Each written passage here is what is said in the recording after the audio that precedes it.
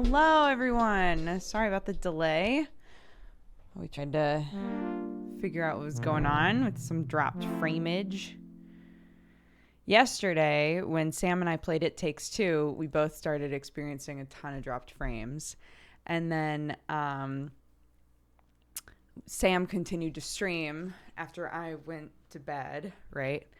And he said that his frame droppage got so bad that he just ended his stream and hosted Kraken, which sucks. So he was like, if you have a problem, let me know and we'll call them. Because I kept trying to reset the router and it didn't seem to do anything, but maybe with time it'll be fine. So when I dropped a bunch of frames right when I started the stream, I got very gun shy and I was like, no, and just restarted it. So there we go. How's it going, everybody? Nice hat. Thank you. It's a towel. I appreciate it. Yeah, so far so good. Hell yeah, hell yeah. It says 0 dropped frames on my end, which is better than what it said during pre-show before, so. Coffee shirt. And hilariously, there's no coffee in this house, so that's one of the things I wanted to do this morning. But I feel like that's every Monday. Every Monday, I take Clarky to preschool, and I'm like, bye, honey, I love you. And in my heart, I'm going, I'm so excited. I'm gonna go get that paint that I need, and I'm gonna go, get X, Y, and Z. On my way home, I'm gonna grab a coffee. I'm gonna have a nice coffee while I do my show. It's gonna be great. And then you know what I actually did? What I actually did is took Clarky to preschool, went mwah, mwah, mwah, mwah, mwah, came home, started a load of laundry, and then fell asleep in Clark's bed, which, to be fair, Clark's bed is like a single size, like normal adult mattress. So I fit in it just fine. But I was like, I'm so sleepy and I don't want to wake up Sam. So I'm going to curl up in Clark's bed and then, yep, there you go. Every Monday. It's every Monday. It happens. But I can only assume that means that I need the sleep. I can only assume that means my body is like, girl, Monday's our day. Let's catch up on some shit. Let's go. Yeah. I can't call it a wash because I slept, and Lord knows I could use a little extra sleep, but it's your routine now. Yeah. My body just assumes on Mondays we nap, right? Could make that a shirt. We did not finish It Takes Two. No. It's long enough that it's going to take one more stream, I think. People were saying it's between like 13 and 15 hours generally. And according to Steam, we've played 9 hours of the game. So one more stream, I think, will do it. Especially if we're able to do it on Thursday. Because yesterday, we had a hard cutoff time, which was fine because it was late anyway. But on Thursday, I think we would be able to just be like, we'll just go until we finish it,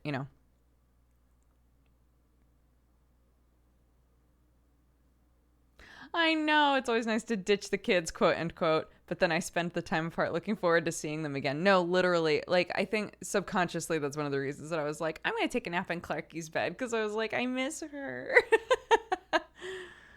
No, for real. And sometimes you'll say that to other parents, and they're like, not me. Not me. I get rid of that kid, and I live my life. But... And I think some days feel more like that than other days. But generally, there's at least some point after I've dropped Clarky off where I'm like, the house is so quiet, But,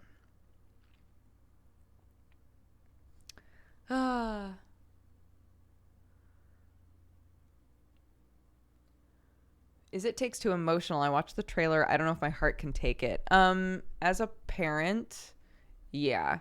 And also, like the parents themselves, it's a game about the parents like working on themselves. So somebody in our chat yesterday, I'm trying to think of how to say this without it spoiling anything. So please don't spoil anything in chat. You will get timed out. But so somebody was like, I feel like if you were playing other characters, like if you didn't play the parents, but everything else was the same, it might be a good game for kids, which I also do not agree with. I think that there are a lot of points in the game that are like that are meant to be like kind of scary, like kind of unsettling. So yeah. But as parents as well, if I think that, or not even just parents, like people who feel really close to a kid, um I think that the game probably hits differently emotion wise. No, no, no, don't spoil stuff, Trevor. Come on, man.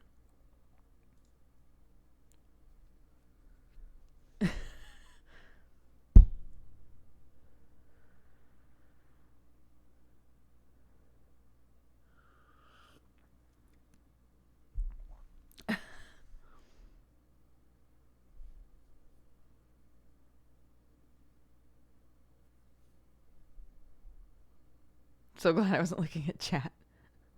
Duke took matters into her own hands. Of course. I do what I can for this community.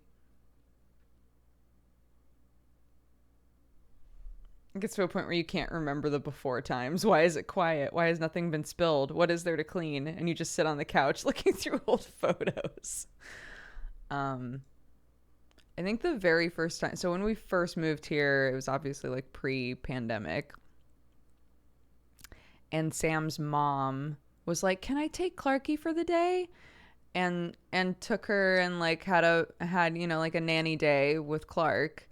And I remember walking around the house so aimlessly, and Sam was like, "What are you doing?" And I was like, "It's weird." It's so weird. It's so weird without her in the house.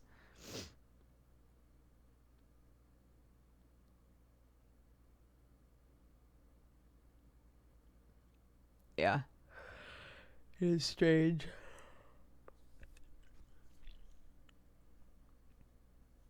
I do not follow baseball.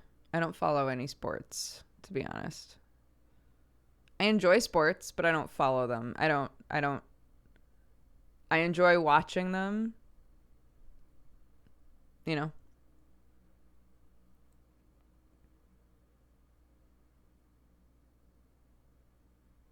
It's the game about the parents called It Takes Two.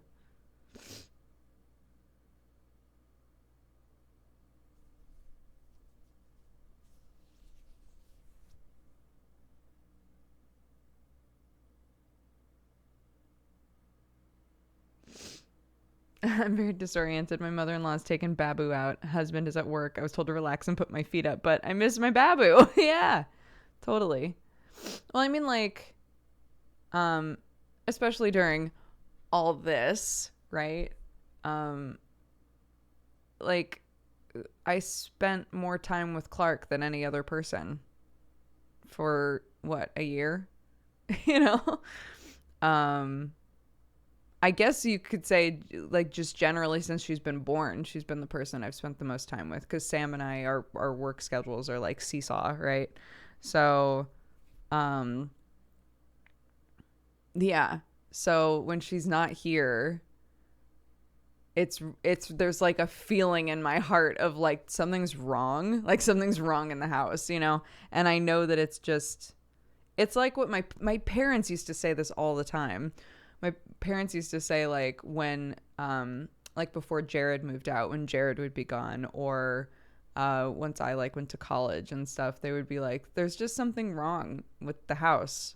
There's just something off, because we're just so used to like a particular vibe, and the vibe is created with, you know, certain people, and when those certain people aren't there, it feels strange. And then the times when the people come back, so like say Thanksgiving, right, when like all of my siblings are there, at some point always my mom will be like, this feels right, this is right. Like like they spent so many years with a bunch of kids in the house and then have the empty nest, so to speak. And it's still, even however many years later, it's been 15 years since I've lived at home with them, and they still like kind of crave that feeling of like having their kids around, I think.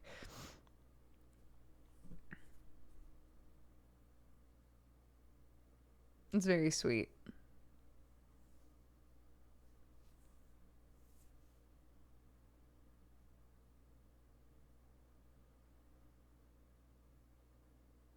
When it's quiet, something bad is happening with a kid.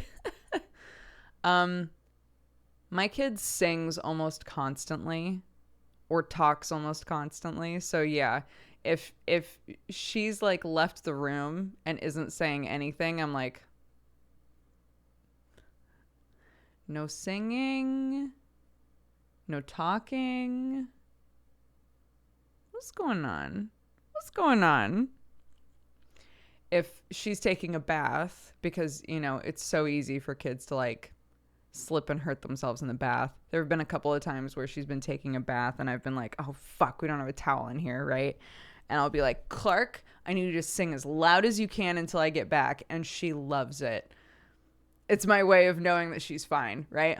Be like, I need you to sing Twinkle, Twinkle, Little Star as loud as you can while I go and get you a towel. And don't stop singing until I come back. And so I'll like run off to find a towel and could just hear her like, twinkle, twinkle, little star, just like screaming it from the bathtub. It's so good.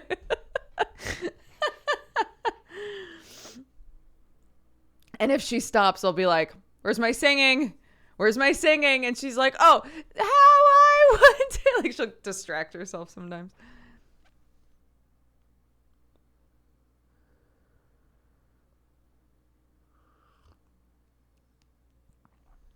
Yeah, it's very cute.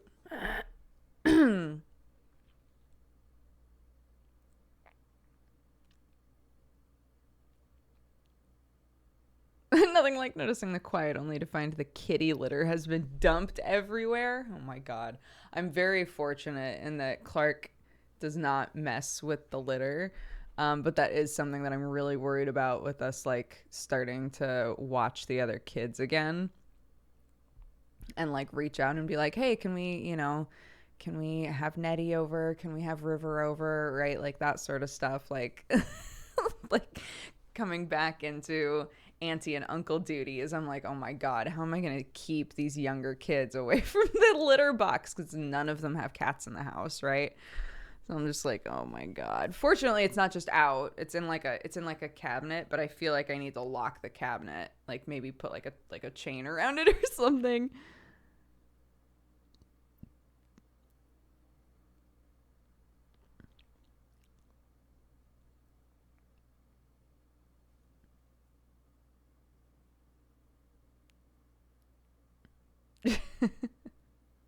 Our big thing recently, our big like struggle recently has been she wants to be the one to get in the car. It takes a while for her to get in the car, which is fine, but she can climb in herself, she can get into her seat herself, and then I just buckle her in, right?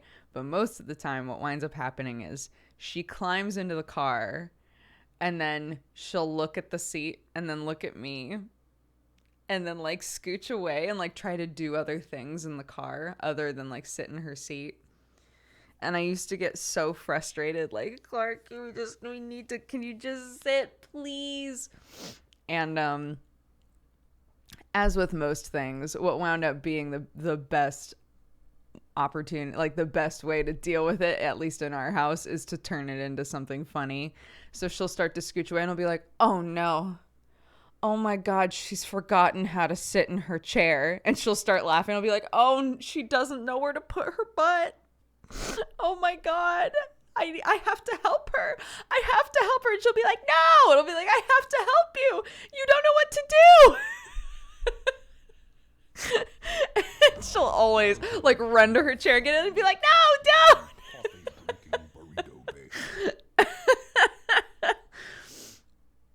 It's very fun. It winds up being more fun for me than me just being like, "God damn it, get in the seat." Is just to pretend like, "Oh my God, she's forgotten what the chair is for.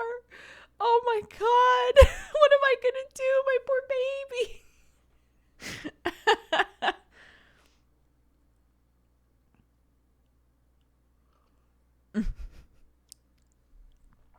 We both laugh. She gets in the chair. It's a win-win.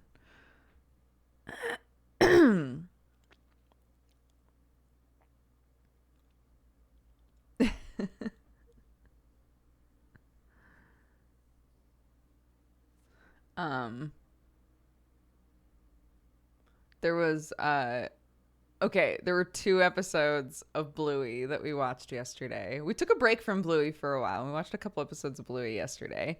One of them that I just thought of was very cute, and it was kind of along these lines where, because in Bluey, the parents are like super goofers, right? They like play games with the kids all the time.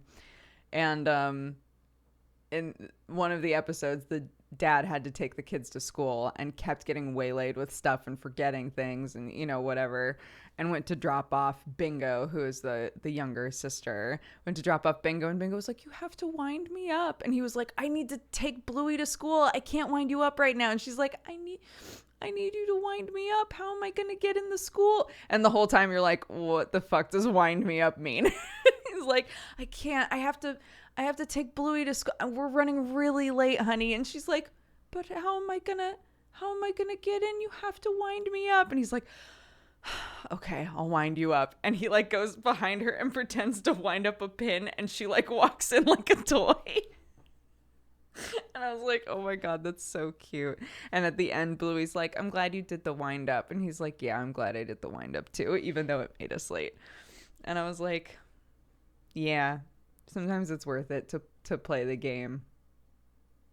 It makes the both of you happier, you know. But then there was an episode that made me cry that was called Dance Mode. There's an episode called Dance Mode. And the idea is that like the parents, if they need to like apologize to the kids for something, they'll be like, "Okay, you get 1 dance mode or you get 2 dance mode." And what it means is that the whoever the kid is that gets the dance modes can swat the tail of one of the parents and say dance mode, and it means that no matter what they're doing, they have to dance for a certain amount of time.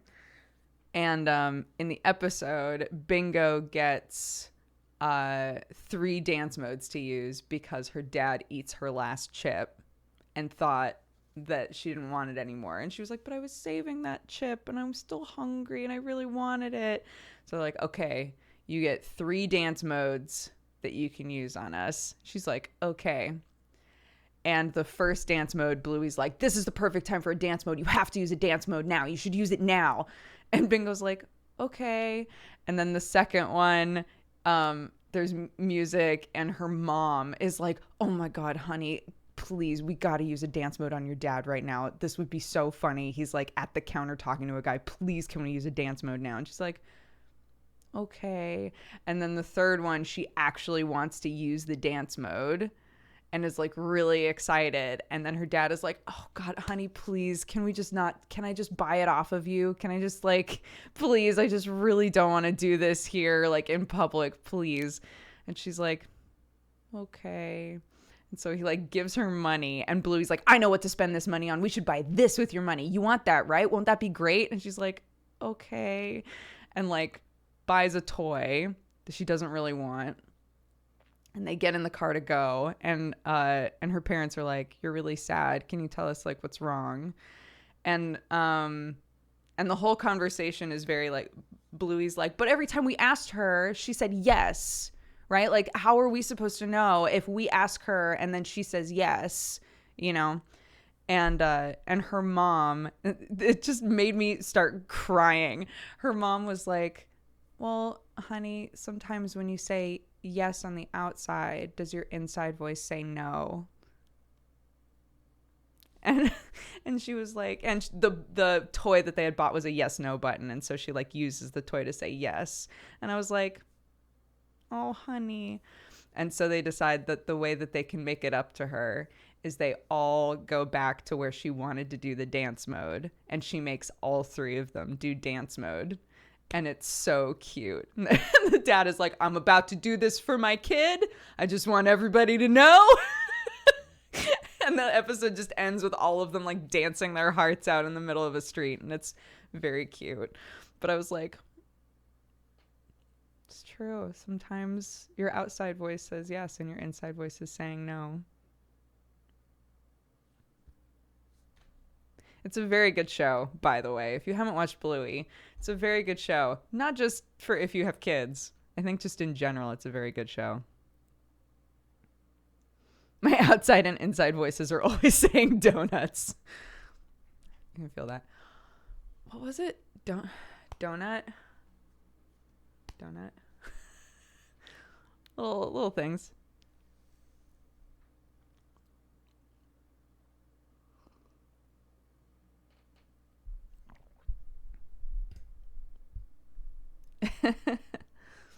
I want a donut.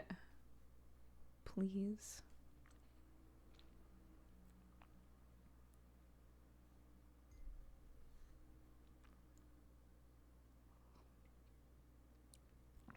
I feel like I walked into the end of a really emotional story. I was describing, it almost made me cry again, even just describing it, which is so silly. I was describing an episode of Bluey that I thought was really good. They do a very good job of like talking about like difficult feelings. And there are also, I've said this before, but there are also a lot of episodes that are really geared towards the parents, like the daddy drop-off episode. I thought was not really so much like it was a funny episode for a kid to watch, but the message was really for the parent, if the parent is watching, you know, of like, yeah, sometimes, you know, it feels like you've just got no time to play the game or to like do the fun thing with your kid. But like in the long run, aren't you going to be happier that you did the fun thing, even if it made you a little bit late, you know?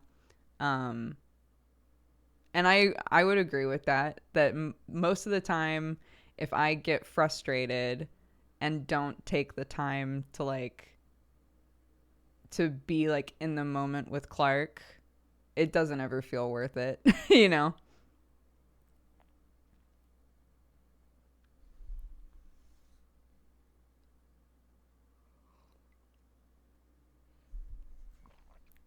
Bluey's on CBeebies. Is it? There you go. It's also on CBeebies. We have not dropped any frames. Hell yeah.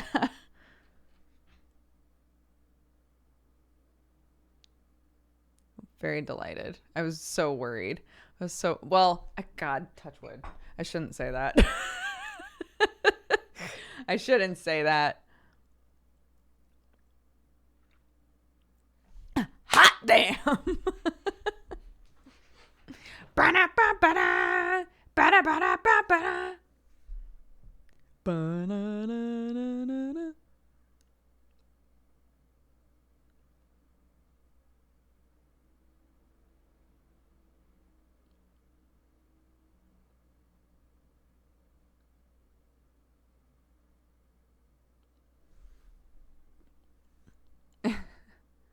Yo, I thought Disney Plus was not going to be worth it. And they really they were like, how do we offer what people want? And honestly, they knocked it out of the park. I just didn't, there was not a universe where I thought that Disney Plus was going to be worth it. And honestly, I didn't expect them to be like, what if everything we've ever made was just on there? What if everything we ever made was on there and you could just watch any of it? Like, I swear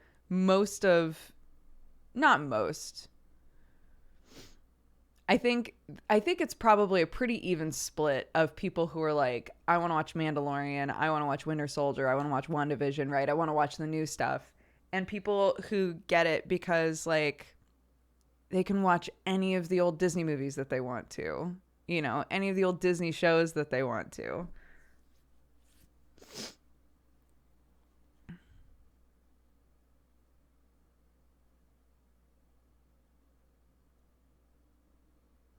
And Simpsons, sure, yeah. That's a weird one. I don't think they needed The Simpsons on there.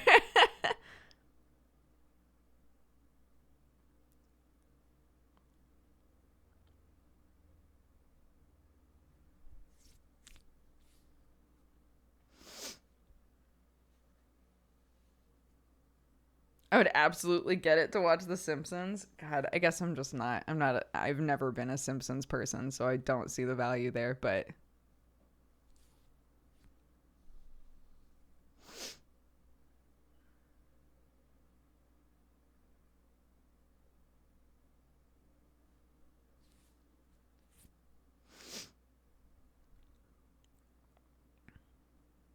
it's the first time for me seeing The Simpsons, and it's kind of fun. Interesting. Gravity Falls is underrated for how good it is. God, I don't feel like Gravity Falls. I feel like Gravity Falls got so much attention, but I guess we're on the like downswing now, right? Like the people who watched Gravity Falls when it was coming out are still probably diehard like Gravity Falls fans. But and maybe not as many people are taking the chance to like watch it now when they should. And hey, it's on Disney Plus. It's a Disney Plus show. It's great. It's kind of like fuck.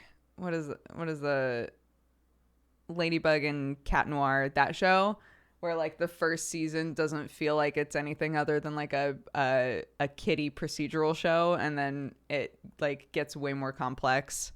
Miraculous Ladybug, thank you. It's like that. It's kiddie Twin Peaks with cryptids and ciphers and like all kinds of crazy shit.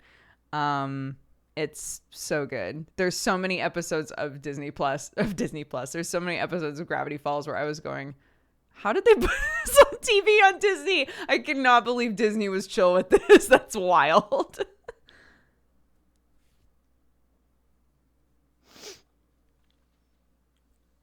Hilda's also great. Big fan of Hilda. Dead Peppa Pig. Sherlock keeps bringing it in here. I took it out of here, and Sherlock grabbed it and brought it back in. What are you going to do? He wants it in here, so I guess it's in here now. This is where Peppa Pig belongs. I guess so.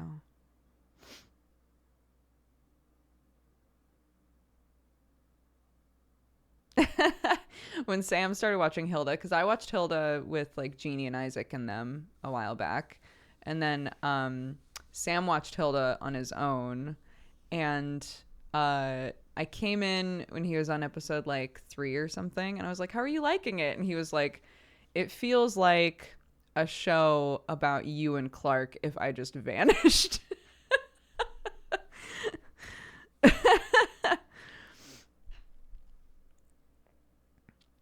Because it's like about it's about like a really, you know, creative, brave daughter, and her mom.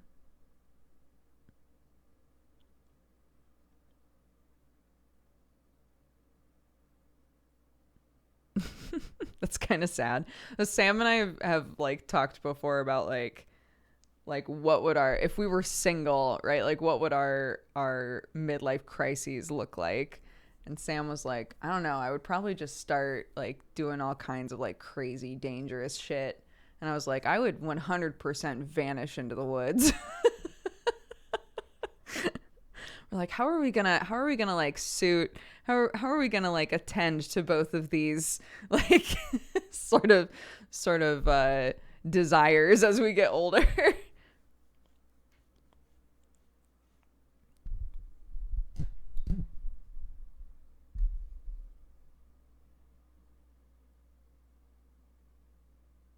Isn't that your current goal? Sam was like, um, Sam was like, if you had Clark, would you still like vanish into the woods? And I was like, yeah, I don't see why not. She could like, be one of those kids that grows up knowing how to like forage and stuff. I think that would be tight. And he was like, yeah, but she's also like, she loves people. She like really, really loves people and is very social. He was like, it would be sad to take her away from like opportunities to meet people. And I was like, okay, all right, fine. So I would vanish into the woods, but the wood area would actually only be like 20 minutes away from a town. It would be well hidden, but we could get to town easily. It would be just like where I grew up, okay? I was able to still get to town easily. I was able to still go to a normal school. We'll sort it out. It's fine.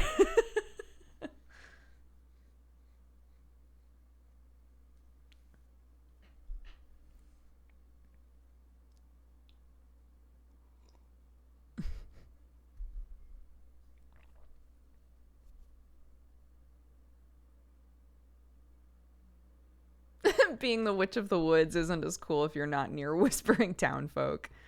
I just want to I just want to have my little quiet, peaceful place with a nice garden and some annoying chickens. Oh my god. I forgot to tell you guys, this just occurred to me. So we did our picnic. Clark, of course, the second that we got to the park was like, I don't want to have the picnic. I want to go on the playground. And we were like, oh god damn it. Um and we were like, honey, can we just like chill together and have some food and have a nice picnic, and then like if the playground is more empty, we can go on the playground and like, make sure that we're like washing our hands and stuff. And she was like, I want to go on the playground now. I don't want to eat. I don't want to have a picnic. I want to eat. I want to go play. So we had like the quickest picnic ever. But the hilarious part is a cat came up to us. So Sam was occupying Clark by throwing shit. It was literally fetch, like throwing shit and then being like, Clark, how fast do you think you can run and grab that and then come back? And she would just book it. So we're just like chilling on the blanket eating tuna sandwiches, right? And I look to the side and a black cat comes over and he's super thin. And I was like, oh, sweetheart. So I'm like looking through my stuff, trying to figure out if there's anything that I can feed it. And we had some of the tuna, obviously. So I like made sure that it was, as much like just tuna as possible and gave it a little bit. And Sam just was not acknowledging the cat. But Clark ran back with a thing and goes, Sherlock is eating my sandwich. And I was like, it's not Sherlock. I think it's a different cat. And Sam and I thought that was so funny that Clark was willing to just be like, oh, Sherlock followed us. She's like, oh, Sherlock's here. Tight. It was very fun. But like once I really looked at the cat, I was like, actually, it looks so much like if Sherlock was never fed, that's what this cat looked like a really thin Sherlock. It was very funny. It's like, oh, I guess kind of. But I love that Clark with her toddler brain was like, yeah, that's Sherlock. What other black cats are there?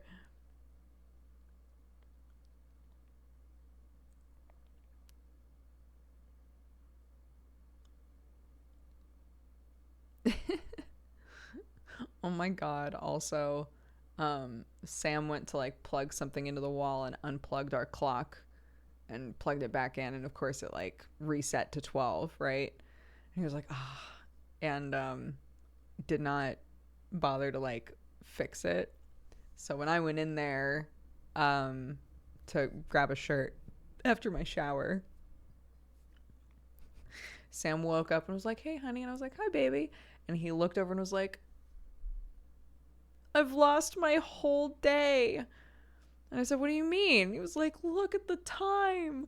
And the clock said 5:30. And I was like, oh, honey, no, you didn't fix the clock. Remember, it's only 1 o'clock. And he was like, oh, thank God. And just rolled over and went back to sleep. And I'm like, how much money do you want to bet that he's going to wake up and it's actually going to be 5:30 and then be like, well, fuck. I know, poor Sam.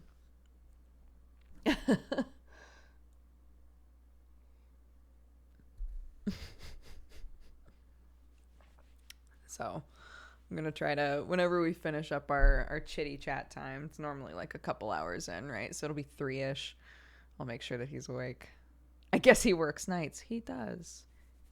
He does work nights, my sweet love. Ooh, this is a good vibe. Ooh, yeah. Ooh, hot.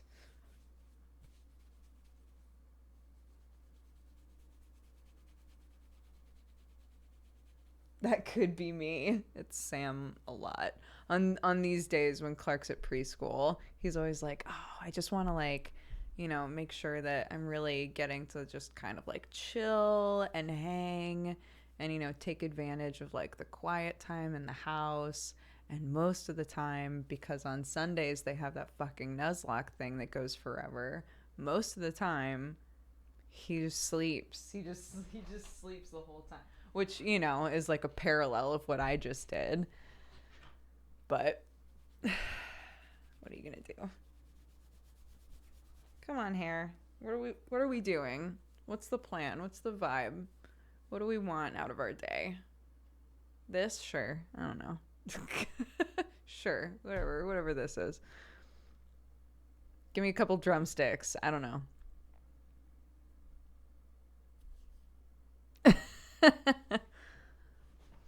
No, it's just brown. My hair's just brown.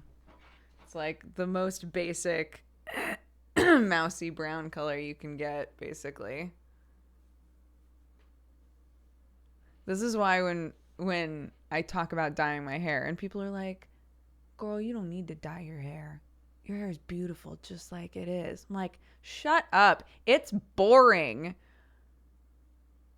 I get this hair for my whole life. If I want this hair, then I'll just leave it. I don't want it right now. It's fucking boring.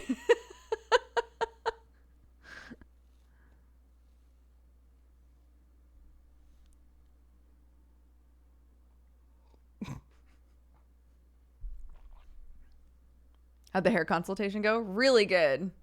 The people at the hair salon that I went to were dope. They were so cool. But unfortunately, everything anywhere near me, like every salon around me, is booked up through June. So because everyone's desperate to get their hair done. So I've made an appointment for June. I'm on a short list to basically be called if there's a cancellation. And they know exactly what I want to do with my hair and have done all of the tests and like allergy reaction stuff. So we're like good to go once I can go in. But it'll be a while. Yeah. So I'll get my hair will get done for summer. It'll be a good summer vibe.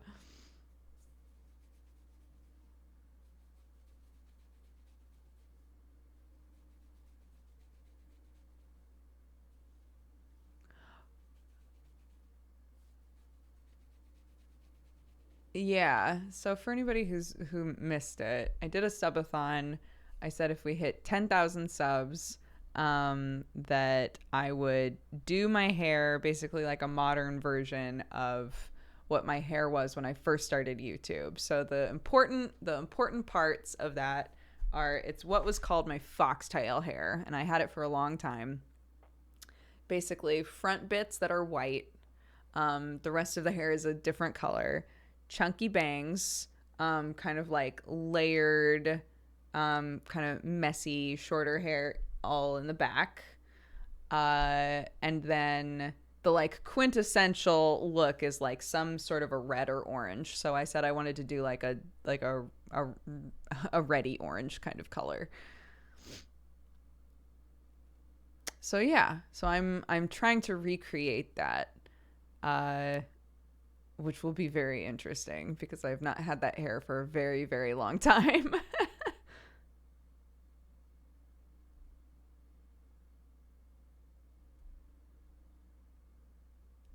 I know, wild. I thought you were going rainbow. No, nope. The golden age. Yeah. We did do the Just Dance stream. I have the VOD saved onto my computer. I got very we we specifically set it to not save the VOD because otherwise my account would get dinged, and I don't want any DMCA shit with my Twitch account. Um, and that's why I haven't uploaded it to YouTube either, is because I'm really scared that I'm gonna upload it and then like all of these companies that own these songs are gonna like do something with the video. So I'm not totally sure what to do with it, but I don't know. It's depending on who you talk to. Some people are like, I wouldn't upload it, and other people are like, yeah, you could upload it, and if they claim it, they claim it. They shouldn't like ding you because you wouldn't be monetizing it. But I don't know. So yeah, it does exist.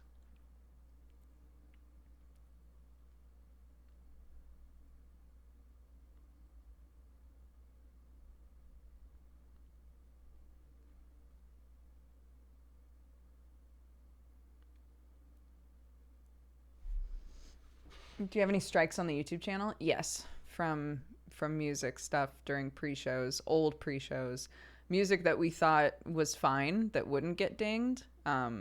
So yeah, my Dexbonus account on YouTube does already have strikes on it from music.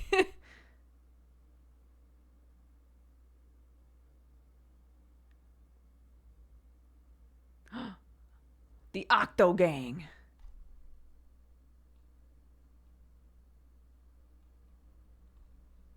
Yo, we got Rotting Maw finale tonight. I'm very nervous. I think it made it even worse that we had to wait an extra week. But I'm excited. I'm excited to finish it.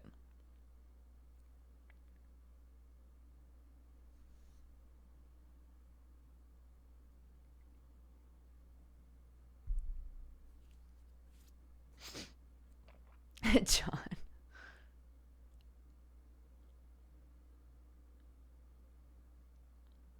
You're going to crush it. Thanks, guys. Thanks. Yeah, I want to do another one like pretty much right after, but I have to find more players. Joe said that he would play. I'm trying to decide what system I want to use cuz the Fate system is interesting. Um, but I think it might be fun to do like a Lady Blackbird game or something. Because I was saying I might want to do Quest RPG, but that's another one that's like, we're all just telling a story together, right? It, it might be fun to do one with like totally different mechanics. Um, and Lady Blackbird is like, I've ran a Lady Blackbird game before. So,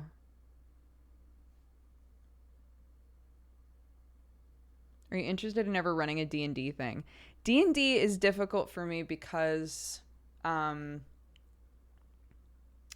so like I'm running a D&D game for my in-laws right now, and it's very, very fun. We did Wild Sheep Chase, and they finished that up, and we were basically like, that was kind of a tutorial campaign if you want to make new characters, and we can like do like an actual game now. They all really enjoyed it. His mom especially. Actually, both his mom and his sister were like, fuck yes, let's do this. Let's make new characters. So like Wednesday they're making their own characters with our help. So it's awesome. They're like really into it. But one of the reasons that I'm able to run that game is because Sam knows the game so well mechanically, right? I really enjoy running the game when it comes to like the story elements and stuff like that. Playing the NPCs, all of that sort of stuff is like my wheelhouse. But Sam is the one who really like knows the mechanics super well. Which is hilarious because I've played the game for like over 10 years, like a really long time. Sam's only played it for a few years, but he's just got one of those brains, right? Like he and Octo both, they just hold on to all of that info. So we kind of like, even though he's a player, we kind of like double team DMing a little bit. There are a lot of moments where like he sort of like fills in blanks for me or provides like backup and support to like help understand how to do something, and that's so helpful. It's funny because a long time ago Joe was like, God, you know what would be great is if he was talking to Sam and I, he was like, it would be great if you guys DM'd together. I think that you guys could be like really good like co-DMs, and there are a couple of different shows where like people co-DM, and Sam was like, no, I don't want to do that. I was like, why? Oh, that would be really fun. And he was like, honey, if I start DMing, I will not want to stop DMing, I don't think. Which is like a funny reason to not do it. He was like, you know how I am, how like fixated I get on stuff. He was like, if I start DMing and I have a really fun time with it, I don't know what I'm going to do. So he was like, I don't want to do that. I was like, okay. So yeah. So he's basically like, I'm throwing myself into like making the story and doing all of that sort of stuff, and then at the table he's providing support for me, which is very fun and is like so necessary for me. So I think like the reason that I feel a little like I might not want to do a stream that is D&D is because I wouldn't have that support there, you know?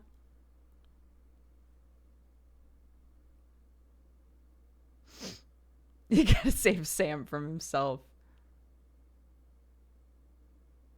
The DM stands for Dungeon Master. So in D&D or in other like TTRPGs, a lot of them have a person who's basically a showrunner.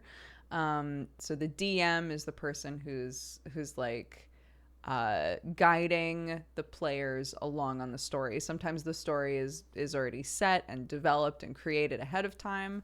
That's how Rotting Maw is, the game that I'm doing in the Fate system. Is very on rails, and I acknowledge that. But sometimes it's like I have an idea of the world, but you know, you guys do whatever, and we'll just like improv all of it. It totally depends on like the system and the players and the DM and all of that sort of stuff. But they are essentially the person who like guides the story.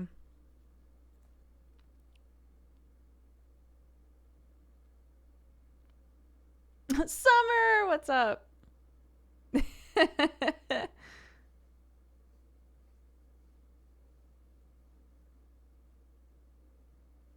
Summer too. Summer's another person that like has so much knowledge on D&D, and I just, for whatever reason, like mechanics wise, the gritty mechanic of D&D is, it doesn't hold water here, you know? I love being the storyteller. I love coming up with the NPCs. I love running the game. But I definitely need like notes and visual aids and all kinds of shit when I'm doing combat.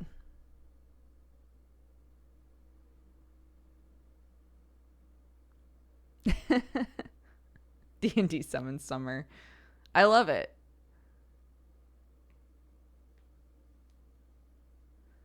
I'm an encyclopedia of useless knowledge. Use me as such at any time. I appreciate you so much. Mwah.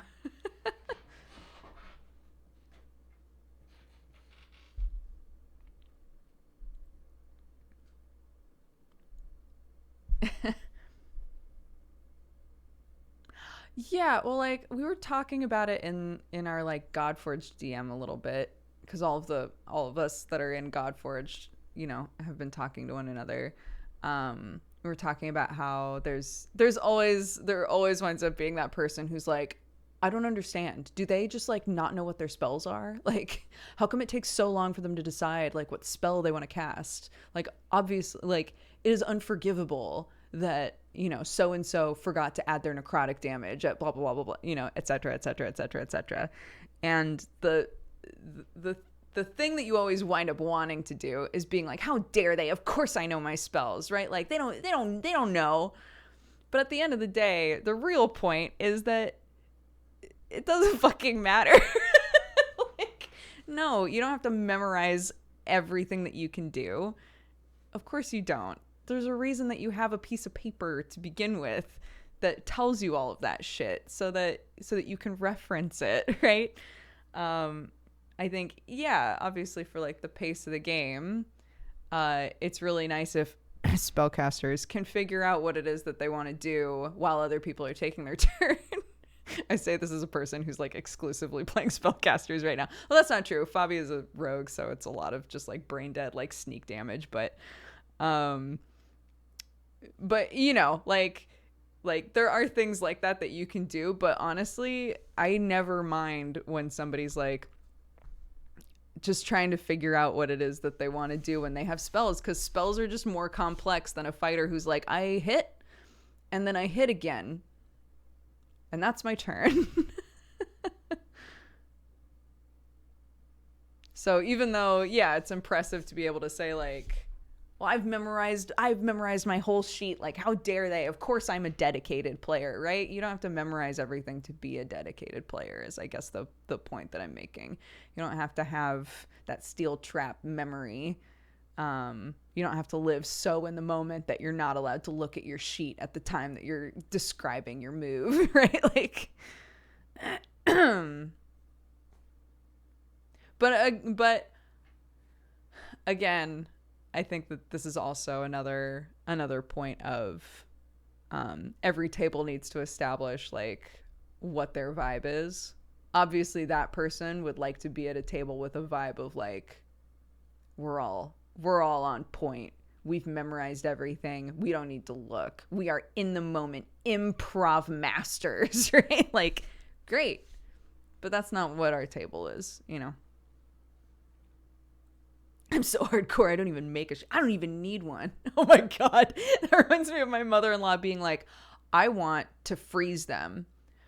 And I was like, okay, do you have a spell that can do that? And she was like, no, but I just want to do it. It's like, Mom, there's a reason you have a list of spells. And she was like, okay, fine.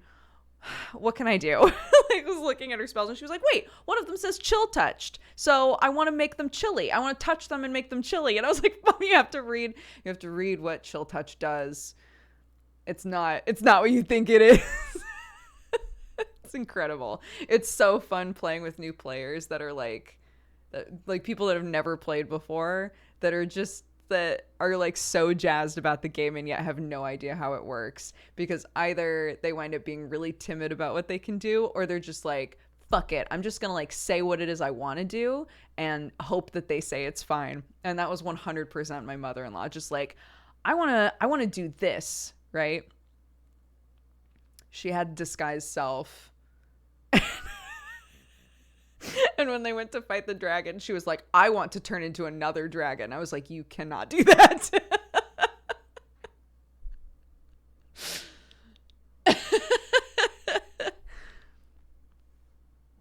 Well, it's supposed to be like a chill runs down your spine, right? It's a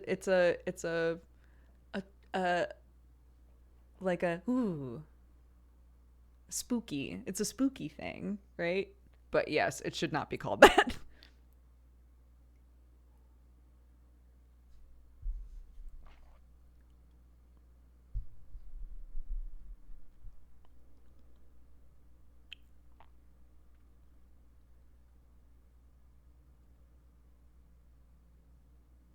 They should have renamed it. Oh, Summer, I'm so sorry. I shouldn't have even mentioned this spell. I will tell my mother-in-law, though, that my D&D friends agree with her that that it should have been a chilly touch.